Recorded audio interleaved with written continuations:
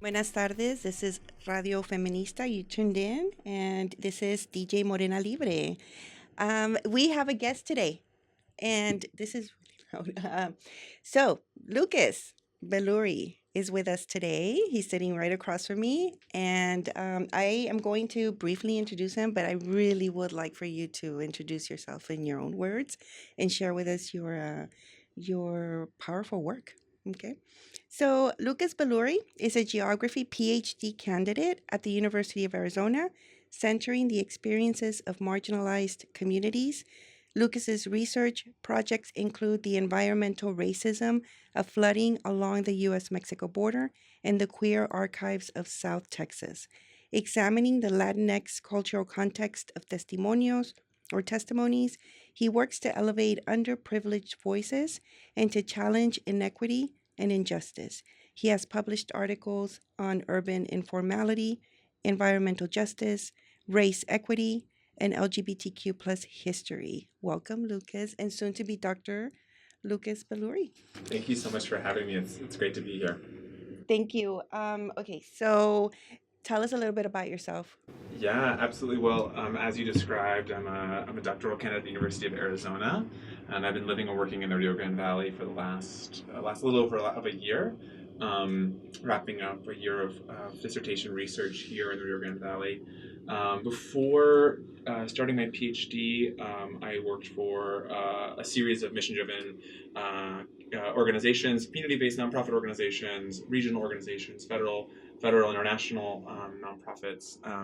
But I've always returned to this question of equity and social justice, and namely racial justice in the context of Texas. So I'm born and raised in Texas. I'm Tejano.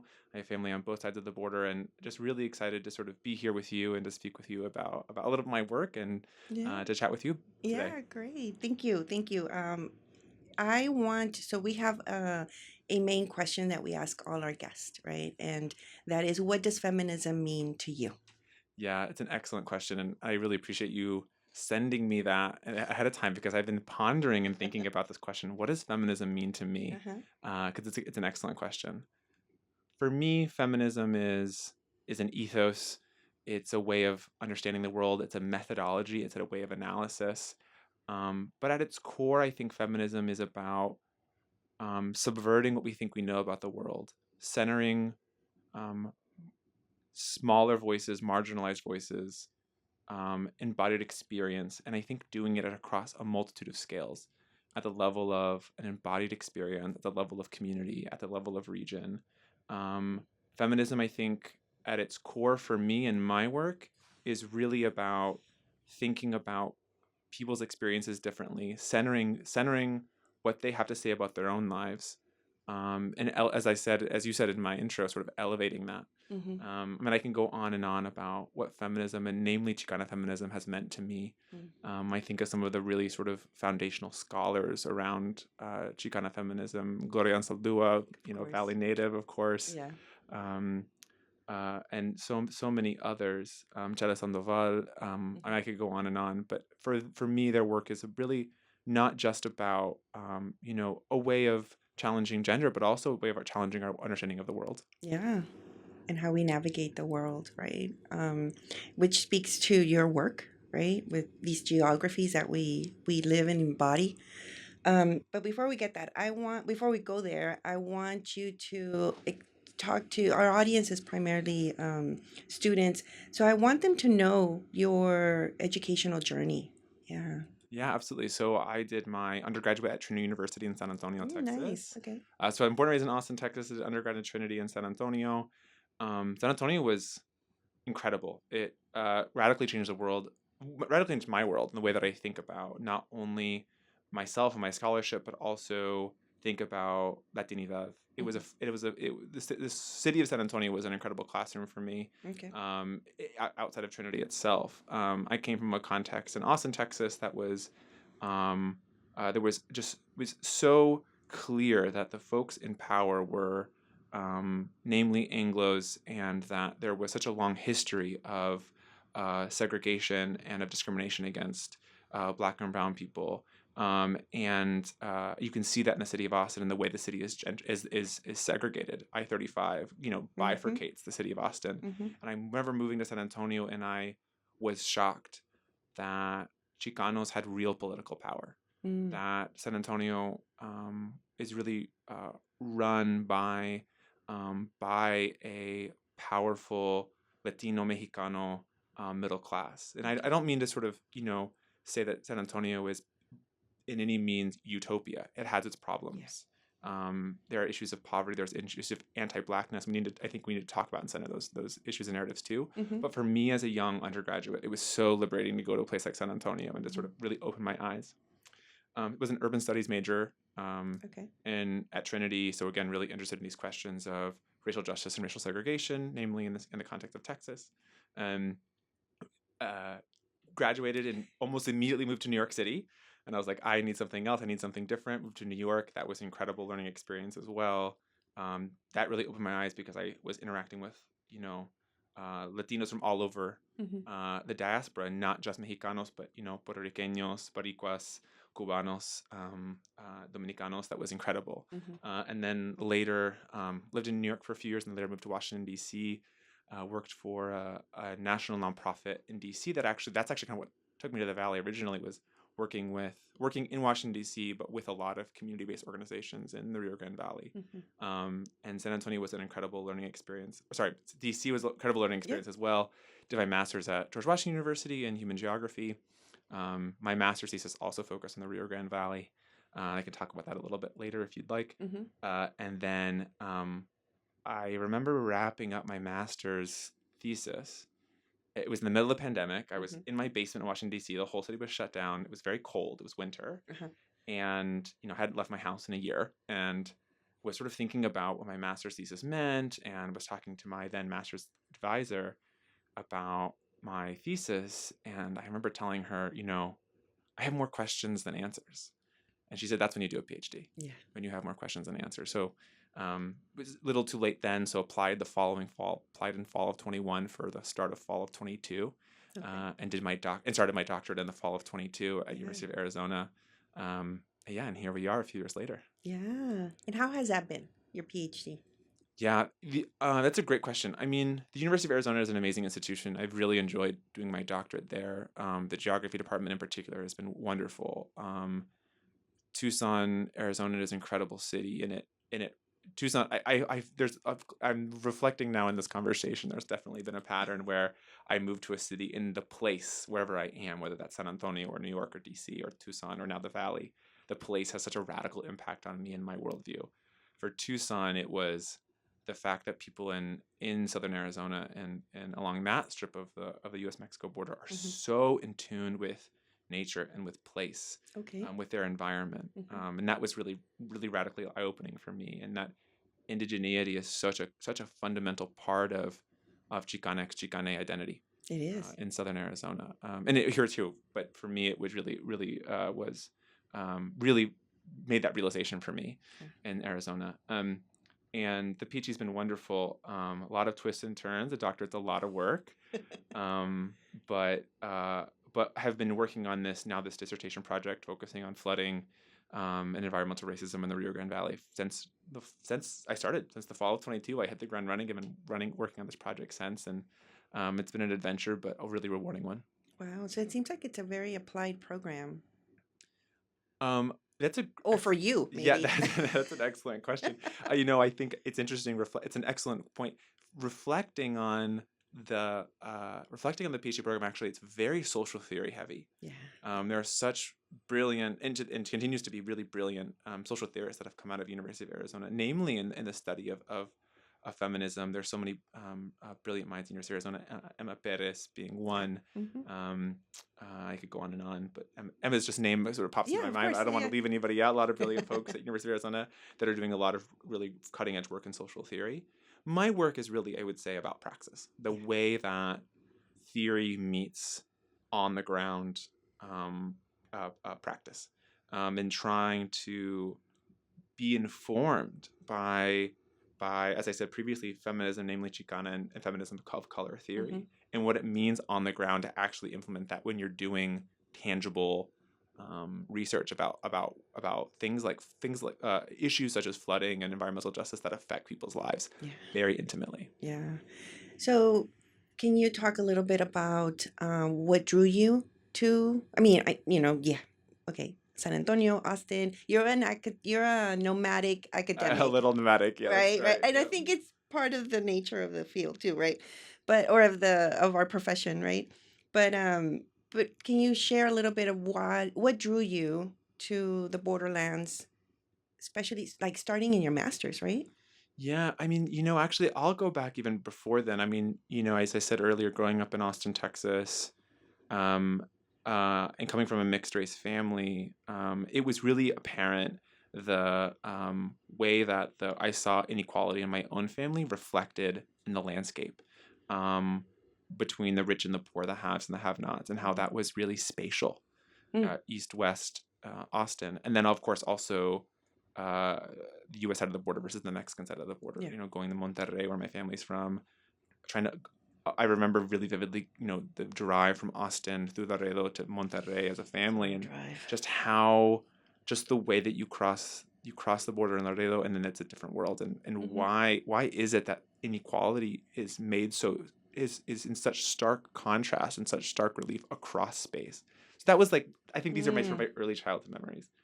For the Rio Grande Valley in particular, I remember really vividly being an undergraduate in San Antonio, and a professor of mine taught a U.S.-Mexico border, Mexico-Estados Unidos fronterizas class, a bilingual English-Spanish course at Trinity about the border. I remember coming to the Rio Grande Valley, my first time really as an adult. I've been as a kid, but never as an adult.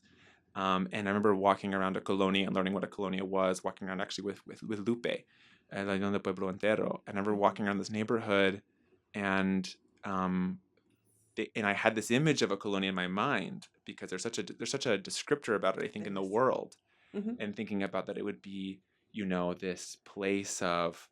this place of poverty, and it would be horrible, and then I remember walking around and being like, this is just where my abuelitos grew up. It's like This is where my mom grew up. This is just a yeah, Mexican neighborhood. This yeah, yeah, isn't yeah, anything, when and thinking yeah, about these sort of stigmas that we yeah, have. yeah. And that actually, I think that early memory never left me. And then of course going on my master's and all of that.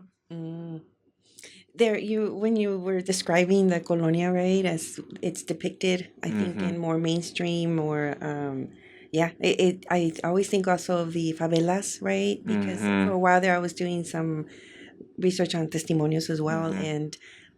and they, the early testimonio, Latin American testimonio, emerges from the favelas, and so yeah, it's a very, but you are it for but for me it didn't feel that way, so I agree with you. Yeah, I mean, I it feels like it. I hadn't really thought about it until you mentioned that, right? The images and the stereotypes Mm-hmm. and the yeah, that comes out or emerges out of the discourse of colonias. Yeah. So you were attracted, and then so how did you start establishing relationships down here?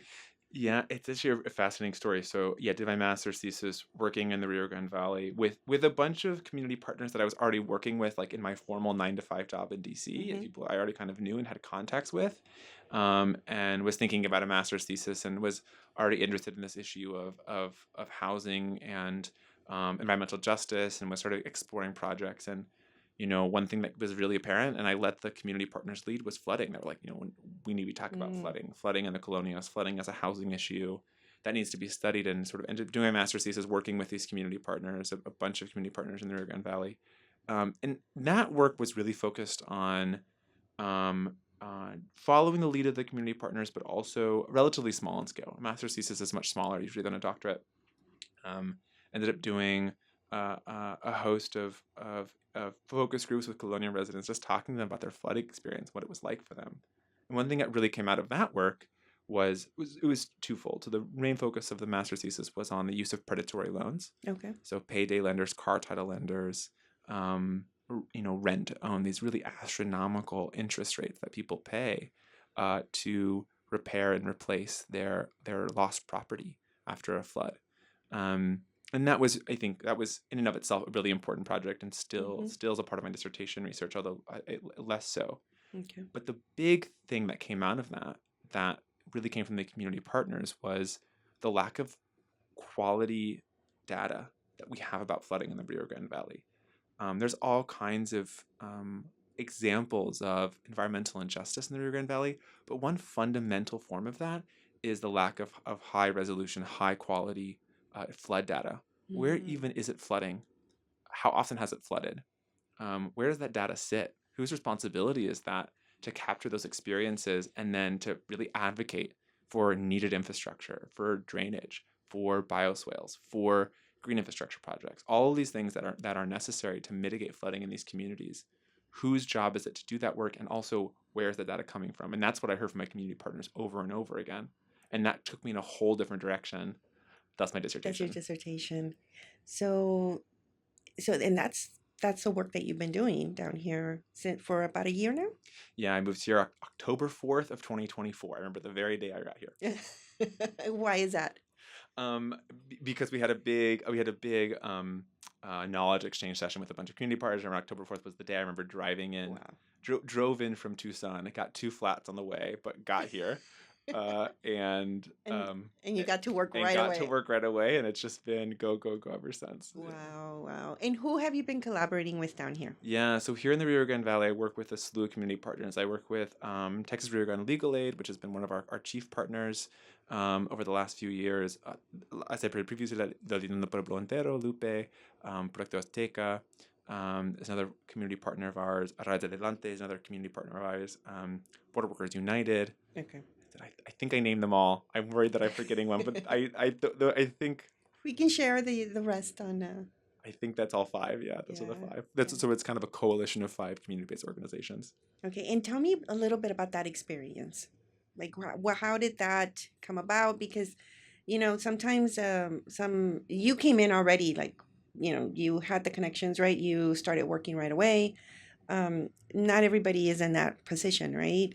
So can you share a little bit about that and what your experience is, what your experience was with collaborating with so many partners? Yeah, absolutely. Well, so first of all, it's actually kind of funny. So I came out of my master's thesis and had published some articles and some papers about my master's thesis, and I actually got a call from now a close friend and colleague Uh-huh. who called me up on the phone and said, why didn't you work with us? Oh, And I wow. was like, oh, I didn't know that I could, I didn't know that was a possibility, and you're trying to manage everyone's time, and you don't want to be a burden. Obviously, you want to be a benefit to the community. Yeah. And that phone call changed everything. And so suddenly, they were really excited about the project. I was really excited about the project, and it just sort of took off from there. So they actually kind of reached out to me and said, we want to be a part of this project, and it's Yes. just sort of grown and grown and grown. So that's kind of how we sort of established the coalition of five organizations. How it's been to work with those organizations has been fascinating, right? Because while all of those organizations, all five of these organizations, come out of the Chicana movement of the 1960s and 70s and have been doing this advocacy work, whether that be environmental justice or social justice or women's rights, or we can go on and Mm-hmm. on about the kind of diverse amount of work that they do, labor rights. They also all operate differently. They have different priorities, different aims, different methods for how they go about doing their work. And so it's one thing that's been a challenge, but I think beneficial ultimately, but a challenge is how do we work with these organizations to uh, how do we work with this really diverse coalition of organizations, Mm-hmm. recognizing that they work in different geographies, they have different aims and goals, all with the sort of ultimate aim of social justice, right, and equity, Mm-hmm. but they do it in really different ways. So how do I meet those people where they are, just to make sure that our work is in tune with their needs? And you bring up a great point. Um, and I think so how did you? Yeah, it's a great question. Well, it's ongoing. The project's ongoing. We're not quite done yet. But I think one thing that we've really worked on doing is finding the common denominators. Okay. What are the common threads across all these organizations that we can work together to sort of build from? How can we build consensus Mm. and say, okay, so this organization is doing their work, their activism work in a really specific way. Let's say I'm going to name something that's kind of actually general for everybody, but I'll just say it. Like Yeah. they're doing community empowerment. They're trying to empower residents, flood vulnerable residents, to speak up and speak to their local representatives. that's a phenomenal way of doing activism, Mm-hmm. but it isn't necessarily the way that everyone's doing Yeah, activism. yeah, yeah. So then given that, how do we support those needs and support other people's needs? Okay, so what's the common ground? Well, the common ground for everybody, for example, Mm-hmm. is a lack of data, is a lack of knowing where flooding happens. Okay, so how do we then work to build in collaboration, build a tool or series of tools, which we've done, Mm-hmm. the Flujos tool, which is the dissertation research project. Uh-huh. How can we build a tool that fits multiple needs? And what are those common needs people have together? Okay. Now, what can you now explain to us what Flujos RGB is? Yeah, absolutely. So FLUJO stands for Flood Justice Utilizing Satellite Observation. It is almost an acronym. It's not Uh-huh. quite an acronym if you actually put the words out, but it more or less makes an acronym. And of course, in Spanish, flujos means flows, right? Yeah. And so thinking about the way that water flows, communication and knowledge flow, Mm-hmm. thinking about those things in context, right? We not only does water flow from community to community, but we're hoping that information and knowledge and empowerment also flow from community to community. And I'm always interested in how people come up with acronyms. You know, I'm gonna kind of toot my own horn here. I have a gift for acronyms. Do you? I vividly true remember, academic. yeah, a true academic. I remember laying in bed one night and sort of turning it over in my head and thinking about flooding and satellite. So we use remote sensing, we use satellite observations and Okay. machine learning and participatory maps to make our flood Okay. maps that we now share with partners, and it's publicly available on a public link. Yeah. You Google Flujos RGV, you'll find our maps. Nice. And I can share a link with you, later, of course. Okay. But I remember just laying in bed, sort of turning the acronym around, turning the words around, like, okay, how can I make a word? How can I make a term? And then I was like, Flujos RGV, like that could be it. And then I, messaged my community partners, like, what do you think about this acronym? And people were on board. Everyone liked it, and here we are 3 years later. Wow. Okay, so explain a little bit more about what it is precisely, right? Yeah. So, precisely. Yeah.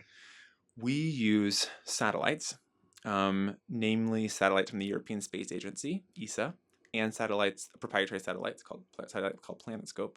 We bring those satellites together, and we apply a machine learning algorithm that knows what a flood looks like. How does the machine learning algorithm know what a flood looks like? Mm-hmm. Through a few things.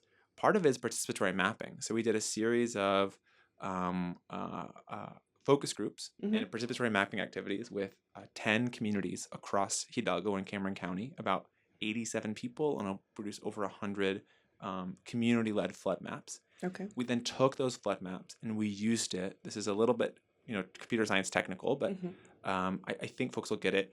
We used that then to train the model. So we brought in those participatory maps. We brought them into the machine learning algorithm. We integrated them into the algorithm. So it's called human in the loop. So people's lived experiences actually make up the machine learning algorithm itself. And then based on what people told us, having these conversations about flood depth, flood extent, how long it was flooded, how long they were trapped in their homes for. We were then able to calibrate and bring that into the machine learning algorithm to improve our algorithm, and it made a dramatic impact. It was really dramatically improved by bringing people's lived experiences into our work. And, at the very beginning, we talked about, what is feminism? And I think to an extent, feminism is about centering people's voices, centering local people's voices, and putting them at the forefront of the conversation. And we sort of did that from sort of a computer science, machine learning standpoint. And from a very social justice perspective too. I mean, to me, it's that what I find really fascinating is that bringing together technology and the lived experience, right, in your work, because that's what you did. I mean, you could. So tell me a little bit about what were a part of that participatory mapping. Can you speak a little bit about that? Yeah, so we went to different communities, and our community partners were really they were the fundamental base of doing these participatory mapping activities with all these residents. They, by and large, organized and were really fundamental in sort of organizing those focus groups and participatory mapping activities. And they actually, a lot of our community partners actually did their own participatory maps. So we added that to the collection as well, because there's such, talking with promotoras and community organizers, they have such deep and rich knowledge. I mean, it's wild to sit in these conversations sometimes with people who can go house by house and street by street and tell you exactly who flooded in a neighborhood. There's just such a deep, rich level of knowledge. And the question, of course, becomes, How do you take that knowledge and then how do you translate that? Again, we're talking about scale. Translate that work up so that we can ideally affect change regionally, right? And so in doing that work, so much of it was predicated on this idea that also that folks felt really ignored, that they felt like they weren't being taken seriously, that their voices and perspectives weren't being heard. And so the question then becomes, how do we elevate people's voices? How do we bring people's lived experiences? Because the last thing we want to do is be another technocratic tool, another sort of tech tool that ignores people's lived experiences. How instead do we elevate their lived experience? How do we elevate their voice and bring that into the fold whenever we make these relatively technical maps? Okay. So tell us about the maps. Like, what were your findings? What have you? I know you're still working on your dissertation, right? You're still you're in the thick of it, right? Um, but what have you found so far? Yeah, we found a lot of things. I think one thing that's been fascinating. So and of course the timing is great. We ended up launching our publicly available flood mapping tool. So this is available to anybody. This is a federally government sponsored project. NASA is a big sponsor of this project. These are publicly available maps. This is publicly available data, so anyone can have access to it. This is not behind any kind of paywall or anything. So it's out there for everyone to use. Just be really transparent about what we're talking about here. Yeah. One of the big we end up launching the tool on March 21st, 2025. Okay. This earlier. Yeah. This year. 6 days later, we have one of the biggest floods in the Rio Grande Valley of the last 5 years, right? It probably hasn't flooded that bad since Hurricane Hannah. Yeah. And suddenly, totally unexpected. It's totally unexpected. So, I mean, I remember I was thinking about like going on a long bike ride, and I was like, it's raining. I'll bike tomorrow. And of course, the bike path I was going to bike on was underwater. And so, we had to pivot. We had to scramble. And it made it really clear to us that no matter how good we had done at mapping the last 10 flood events, as soon as there's a new flood event, it's already out of date. So we scrambled. We worked really hard. About 6 weeks later, we updated the tool and published a new version of the tool that included those March 2025 floods. And so that was like a huge wake-up call. That was a really big, I think, that was a big lesson in itself, that you've got to build in maintenance and continuity in a tool like this, because as soon as the next big flood event happens, you're already out of date, right? So that was really important. And of course, the big question is, how can that be locally maintained and locally controlled? How can, this is a call to anyone listening, how can UTRGV students, undergraduate or graduate students get involved? How can professors get involved? How can this be locally owned and locally maintained? So that was a really fundamental question for us that we were kind of already aware of, but really kind of brought it home. Another thing that's been really interesting to sort of learn from this project is just the power of making a map, the power of bringing a bunch of people together at a table. We brought 5 different community-based organizations all together, plus researchers from University of Arizona, Utah State University, UTRGV, and University of Wisconsin-Madison, all together at the table to have these conversations. And there was a lot beyond the map itself. There was just so much conversation about how do we tackle this issue? How do we think about these issues regionally? Not just Hidalgo County or Cameron County, not McAllen and Brownsville, but together as a region, together as a community. What does that mean and what does that look like? And I think that was arguably one of the most powerful results of this whole thing. Much more pragmatically, there's been a lot of interesting uses of the tool just in the last few months, especially following that big April 2025 flood. A lot of folks have used it to direct aid, to direct healthcare, tocar puertas and knock on doors, to talk to people and to do reach outs for aid and for healthcare. I know people are also using it, or on the plans to use it for long-term disaster recovery work. Where are the people that didn't get FEMA aid or still need aid, or maybe FEMA didn't cover all the aid they needed? Where are those people? How can we support those people? So there's a lot of different ways the tool has been used. It's still early days. I think there's still opportunity for other uses. My dream, my vision, personally, and I'm going to say it here now on record, is that I would love it if this tool, of course, in collaboration with local activism, led to reduced flood vulnerability for a home, a neighborhood, a street, a colonia, a city, whatever it is. If it could be used to bring in those necessary resources to reduce flooding. From an infrastructure standpoint, that's like my dream. I would be over the moon with this project. And so trying to think of your vision and trying to be there with you in that vision, I'm thinking when you say resources, what are those so the people know, right? What are those resources that are lacking, or what kind of an infrastructure did we build that it makes communities vulnerable to flooding?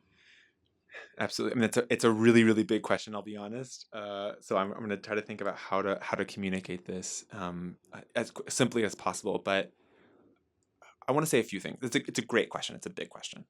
First and foremost, I think that if you look at you have to think about the history of the valley. Okay. What is the history of the Rio Grande Valley, and how did we get to where we are? The flood vulnerability the valley experiences did not just pop up out of thin air. And one thing that I really want to push back on and make really explicitly clear, it's not about weather.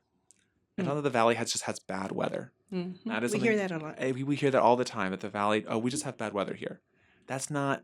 There's bad weather in a lot of places, right? And so I want to take a big step back and say that the flood vulnerability that exists in the Rio Grande Valley is about a long history Okay. of neglect and a history of racism. Okay. The Rio Grande Valley, from its origin, has been as a valley. Mm-hmm. The term the Rio Grande Valley, the valleyification, the creation of a valley, is a product of colonialism, namely, I would say, U.S.-based imperialism. Yeah.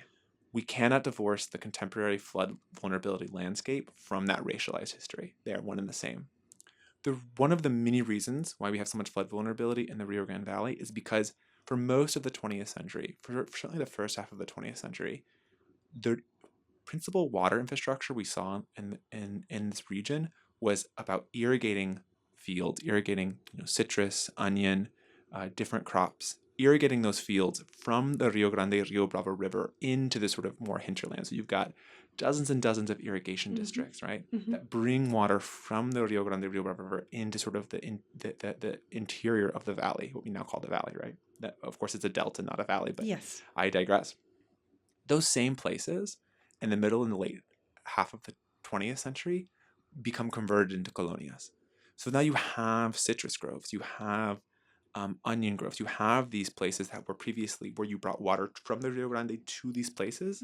They have been carved out and shaped like a bowl because they wanted to be flooded because they were bringing water to them. Now you've got people that live there.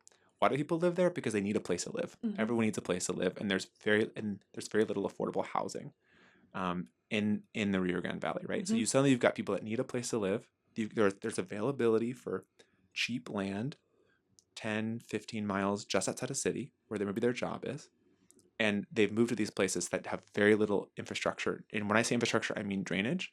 I mean paved roads. I mean, at the time, we're talking about 1970s, 80s, and 90s, water and electricity. Although I should say most colonias now have running water and electricity. Not all, but most. Yeah.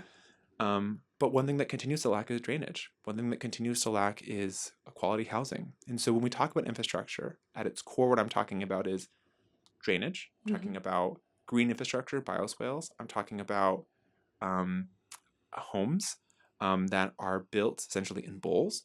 And so when it floods, namely the kind of flooding that we often see here in the Rio Grande Valley is pluvial flooding. It's going to be flooding that happens out of a cloudburst. A lot of water comes in a short amount of time and will fill up these colonias, quite just like bowls. So there's all kinds of infrastructure issues that we see in the valley. And again, I really want to emphasize that it doesn't come out of nothing. It arises out of a long history of racial violence that we see in the Rio Grande Valley. Okay. And I wanted to give you a short break to drink some water. I know we've been talking quite a bit. And when we come back, I wanted to ask you a little bit to explain to our audience about environmental racism specifically, right? We hear about environmental justice, but I want our audience to really understand what environmental racism is. And before that, we were going to listen. You recommended Natalia. I love Natalia Forcade. Yeah. So Hasta la Raíz. So we're going to listen to her. And we'll be back after the break. We are back. If you're tuning in, this is Radio Feminista, and we are here with Lucas Belluri. Thank you, Lucas. So I want to just jump in. Can you talk to us about environmental racism? Yeah, absolutely. No, thanks for asking about it. So for me, when I think about environmental justice and environmental racism, it is predicated on an understanding of the Rio Grande Valley as a place of colonial extraction throughout its history. And I don't want to sit here and ignore um, the colonization and violence that preceded the US. Because I think often we have this almost Mm. um, romanticized version of, oh, Mexico, like, that this land used to be Mexico and then it was stolen in 1848. While that can be true, we can also say Mexico itself was also a site of incredible anti-Black and anti-Indigenous racism, violence, Mhm. genocide. And that's really important to know, as was the Spanish Empire, right? So, Yes. so for me, when I think about my work and I center my work in the history of this place, I always start with thinking about who the inhabitants of the Rio Grande Valley were before Mhm. the Spanish came, who became the inhabitants as a result of Spanish violence, Spanish colonization, the resulting landscape and the way that the Rio Grande Valley has historically been a site of extraction, starting with the Spanish Empire in the 1740s, namely, Mhm. and then, of course, going on to the Mexican nation state in 1821. What does that mean, and how did that change? And the way that Mexico created this concept of mestizaje. And what does mestizaje mean when it comes to erasing Afro and indigenous descendant peoples, Mhm. namely? And then, of course, and starting in sort of the starting in 1848, you've got Texas 1836. Of course, I don't want to skip over that part. 1836, 1848, that comes with its own sort of series of sort of violent excursions and interactions with indigenous, Afro-descendant, and mestizo peoples here.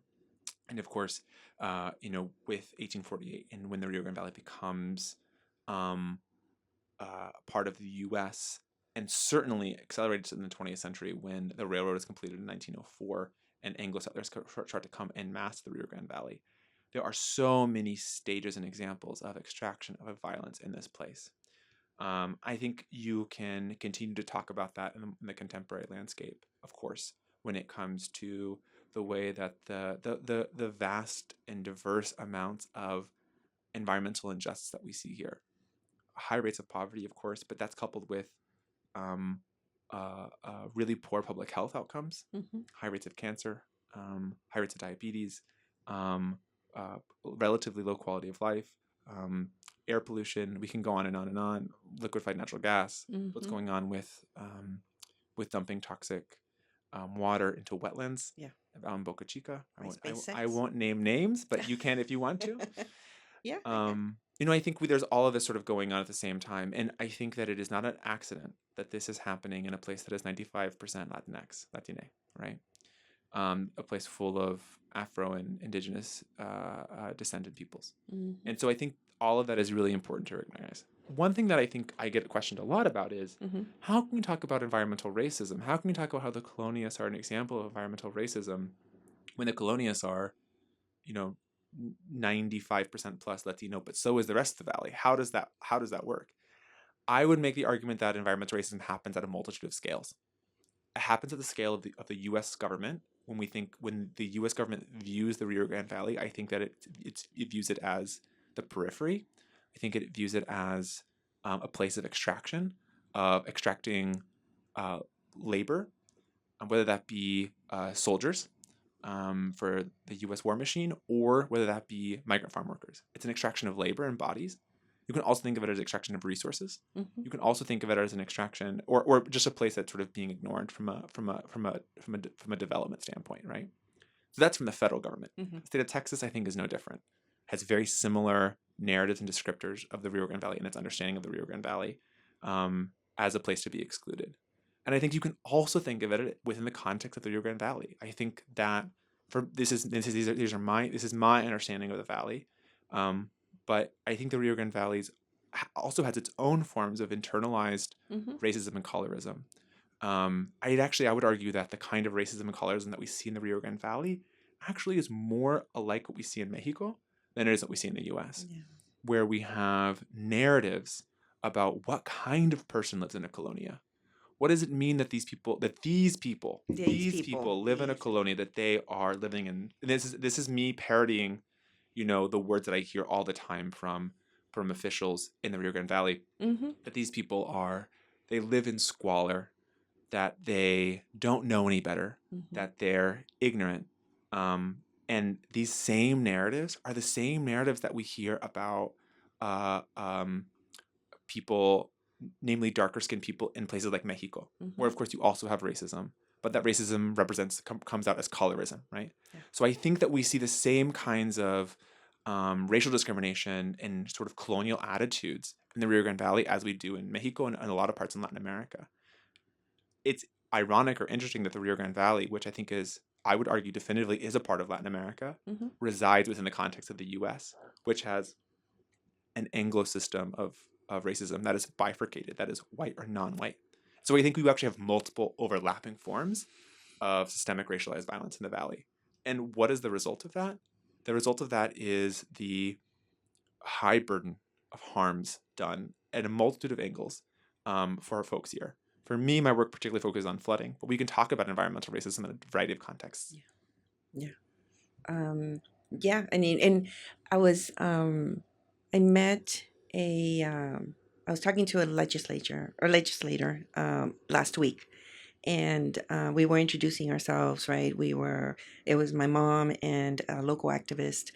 And we were, she's like, oh, I've been meeting a lot of environmentalists from the area. And I'm like, well, yeah, because there's a lot of issues, environmental issues in the area, right? It was like, it took me by surprise when she said that, like if it was a surprise for her. And that just kind of made me think or reflect on the fact that they're still so disconnected from the realities that we live in on the border, right? Especially because there's the coastal border, and then there's the the border by design, right? Like the wall or the fence, as we call it down here. So for me, it just became really important that we continue talking about environmental racism, right? Because a lot of people, or what we hear a lot of the narratives out there that which a lot of activists are pushing and are actually doing great work to do, yourself included, right? Is talking about environmental justice, but we also we need to know what the root cause of this injustice is, right? Which is fundamentally racism. So I really do appreciate that you shared that history that we share here, right, in this borderlands.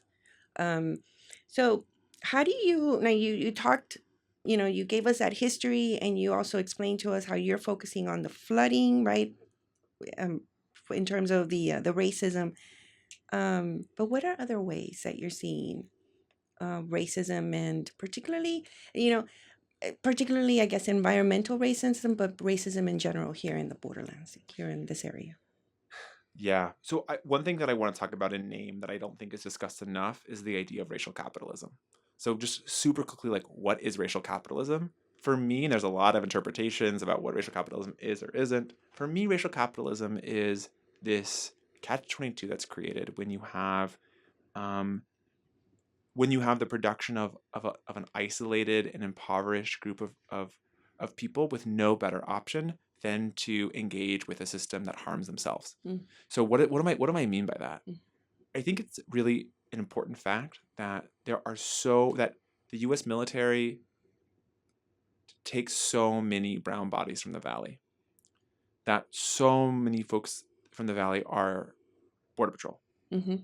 that so many folks in the valley work in LNG, liquefied natural gas, or work uh, on oil rigs, or are engaged in labors that ultimately harm themselves and their families and their communities. Mm-hmm. That is a result of the fact that there are very few options for folks here financially. Mm-hmm. That this is one of the poorest regions in the US. And because it's one of the poorest regions in the US, you are subjugating people, and people are here have been subjugated for centuries. Mm-hmm. And then you give people an opportunity to make a quote unquote decent income, to be elevated into maybe a middle class lifestyle. But that pathway ultimately is short sighted because it'll ultimately harm the community they're from, right? Mhm. The Rio Grande Valley not only will be, but is on the forefront of climate change.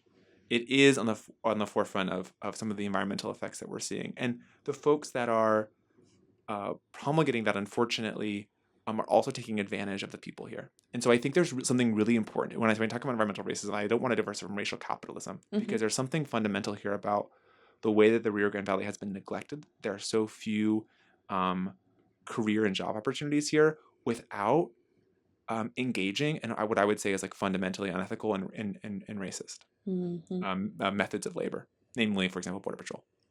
Border Patrol, and like you mentioned, the other industries that are coming in. When you say we're at the forefront, can you elaborate a little bit about that? Yeah, absolutely. I think that that there's an intersection of natural environmental hazards that you have here in the valley. Flooding is Mm-hmm. obviously a Mm-hmm. really apparent one. Extreme heat is another. Mm-hmm. Sea level climate change.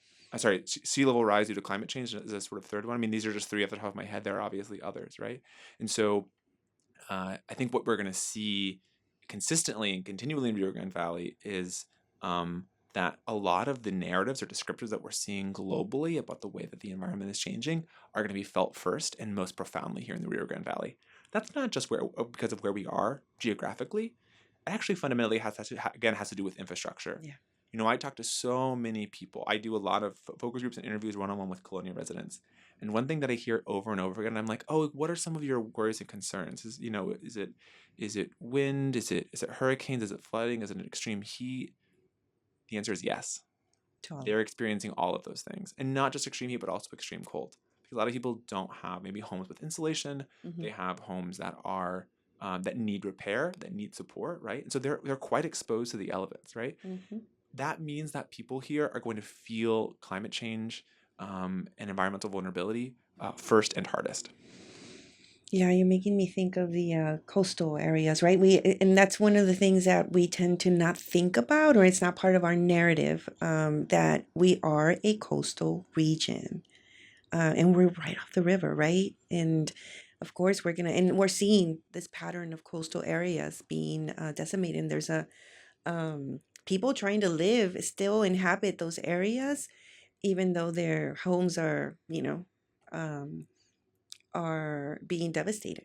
You know, so yeah, so thank you for emphasizing that. I have one last question because we're coming to our end. Um, what is next for you? I really am interested in where you're taking your dissertation and where you're going to take your work. Yeah, that's an excellent question. So I think one thing I'll say really quickly is that I think that flujos, this sort of flood justice utilizing satellite observation, that for me is a framework for how to do engaged participatory research that brings together not just the power of satellite imagery and machine learning, but also of residents and their local activism, Hmm. and sort of bringing those things together. What's next for me? Well, I'm really hoping that. So I'm starting to wrap my time in the valley. It's been an amazing and difficult and complicated, but also an amazing sort of 13, 14 months here. Hmm. Starting to wrap my time in the valley, and I'm really thinking about what does it mean? What does this flujos framework mean in other contexts, in other places? I've been discussing this concept with folks in and other sort of flood vulnerable places that also experience a lot of environmental racism, like Puerto Rico and New Orleans, parts of California. Hmm. What does it mean then to do this work in collaboration with other places, other communities? How can we bring the work that we do to other contexts? Because I think one thing I really want to end on here is I think, I spent a lot of the last hour sort of talking about the valley as if it's this really, sad place that should be pitied. That's not how I feel living the valley. No, and I don't think you spoke that way about. I mean, there are problems. Of course, Yeah. yeah. And I feel like I'm leaving the valley with a really strong sense that people here have more solutions than problems, and actually have the answers that we're looking for some of the fundamental questions, the urgent questions that we're trying to tackle in the 21st century. A lot of those answers are here in the valley. Mm-hmm. The way that people are coming together, the way that people have been advocating for their communities for decades, if not centuries, the way that people have survived and are resilient here, the way that people are not just resilient but are resisting. I think those are fundamental lessons that I'm really interested in taking and bringing to other places, like Puerto Rico, like New Orleans. And so I'm really just incredibly thankful for my time in the Valley and how much I've learned and how generous people have been with me with their time. And yeah, just an immense amount of gratitude, sort of as I start to wrap my time here. Yeah. Um, so you're leaving, right? You're almost leaving. I am Yeah, leaving yeah, in yeah. about 3 weeks. I'm leaving and moving to New Orleans, actually. Yeah, yeah, yeah. Yeah. So just briefly, I know that you told us what your next venture is, but you also do a lot of work and you did some work in San Antonio Mm-hmm. on queer archives Mm-hmm. there. So can you explain to us a little bit about that before you take off? Yeah, absolutely. Well, thanks so much for your time today. I appreciate it. Just in the last few minutes, yeah, I've been working Yeah. on a queer archival project in San Antonio, Texas, for the last few years as well. That's sort of I would say a side project actually to this one, although the parallels I think are fundamental. And that again, you talk about testimonials, you talk about Mm-hmm. history, the way that the history has shaped our present moment. One thing that's been really powerful, and I do a lot of archival work here. Here, especially, I want to say a shout out to UTRGV Uh-huh. and the Museum of South Texas History. They've both got wonderful, wonderful archives when it comes to sort of learning about the borderlands. But San Antonio, UTSA, University of Texas San Antonio, has been wonderful, and there's a lot of archives, great archives there too. And I've been really learning and sort of growing about again this history of um, sort of learning about what resistance has meant historically and how it's more important than ever to take those lessons from history and apply them to today. Mm-hmm. In the context of queer history, I'm thinking namely about um, you know, LGBTQ lives, HIV/AIDS, anti LGBTQ violence, Mm-hmm. namely, I'm going to say namely against trans women of color, Mm-hmm. against Chicana trans women. I think it's really important to name that violence, Yeah. but not just name the violence, but also name the really powerful forms of resistance that queer people have historically employed to not only survive, but to create powerful spaces of autonomy and independence. And that's something that really just gives me a lot of hope as I move forward and as I sort of think forward about this work. Nice. Okay. Well, thank you so much for being here. You gave us a great lesson on environmental justice and racism and on the flooding. Where and yeah, I know you also I have one last question Mm-hmm. about your actually tell us where we can go in and look for the Flujos RGV. But yeah, that's the website. So yeah. So the website is, I don't remember the exact URL Okay. handle. I think it's like assets.rg flu. I think it's like assets.flujosrgv.arizona.edu. Okay. I will send the link out. If you Google Flujos, Flujos, Flujos RGV, Mm-hmm. you'll find it. You can also go to my website, lucasbelluri.com. The Flujos website is the Flujos website and tool is also on my website, my personal website. If you have any questions, feel free to reach out to me. Happy to point people in the right direction. There was recently a KRGV a news article about the Flujos Okay. project. You can find it there.